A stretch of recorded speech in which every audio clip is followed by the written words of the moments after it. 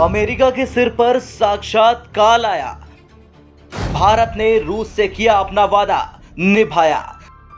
भारत ने डॉलर छोड़ युआन में किया पेमेंट तो अमेरिका का सिर चकराया।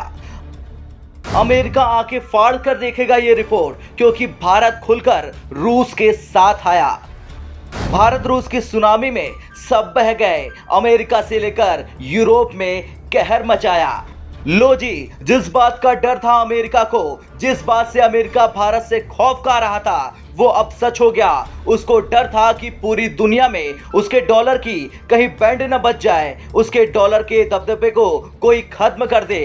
अब वो सच हो गया और उसकी शुरुआत भारत ने कर दी है और बता दिया है कि भारत किसी से डरता नहीं है। दरअसल भारत की सबसे बड़ी सीमेंट उत्पादक कंपनी अल्ट्राटेक सीमेंट रूस से कोयले का आयात कर रही है। इसके लिए कंपनी ने चीन की करेंसी युआन में भुगतान किया है। इसकी जानकारी रॉयटर्स ने अपनी रिपोर्ट में दी, वो भी इंडियन कस्टम्स विभाग के एक दस्तावेज की समीक्षा करने के बाद। ये भुगतान करने का एक तरह का दुर्लभ तरीका है, लेकिन कारोबारियों का कहना है कि अब ये तरीका सामान्य हो सकता है। रिपोर्ट के मुताबिक अल्ट्राटेक रूस की कोयला उत्पादक कंपनी SUEK से 1,57,000 टन कोयले का आयात कर रही है। ये कोयला रूस के पूर्वी बंदरगाह वानिनो से MV मंगस जहाज से भारत आ रहा। ये खेप 17 करोड़ 26,52,900 युआन यानी 2.581 करोड़ डॉलर की है। रूस की कंपनी SUEK की दुबई यूनिट से यह सौदा किया है।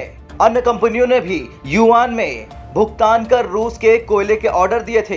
कहा जा रहा है कि युआन में भुगतान के बढ़ रहे इस्तेमाल से रूस को लाभ हो सकता है। यूक्रेन युद्ध की वजह से पश्चिमी देशों के रूस पर लगाए गए प्रतिबंधों के असर से वो बच सकता है। इसके साथ ही युआन को अंतर्राष्ट्रीय करेंसी के तौर पर पेश करने के चीन के प्रयासों को भी बढ़ावा मिल सकता है। कहा तो ये भी जा रहा है कि ये कदम महत्वपूर्ण है। एक अधिकारी की माने तो उन्होंने कहा, मैंने अपने 25 सालों के करियर में कभी नहीं सुना कि कोई भारतीय कंपनी अंतर्राष्ट्रीय कारोबार के लिए युआन का इस्तेमाल कर रही है। ये असल में अमेरिकी डॉलर के प्रभुत्व में गतिरोध पैदा करने वाला कदम है। इस सौदे से ये भी उजागर हुआ कि किस तरह भारत ने पश्चिमी प्रतिबंधों के बावजूद तेल और कोयले जैसी कमोडिटीज के लिए रूस के साथ व्यापारिक संबंध बनाए हैं। खैर, भारत के रूस के साथ लंबे राजनीतिक और सुरक्षा संबंध रहे हैं। भारत ने यूक्रेन पर रूस के हमले को लेकर उसकी आलोचना करने से भी दूरी बना रखी है। हालांकि अभी ये स्पष्ट नहीं हो पाया कि किस बैंक ने अल्ट्राटेक को लेटर ऑफ क्रेडिट जारी किया है और SUEK के साथ उसका लेन देन कैसे हुआ।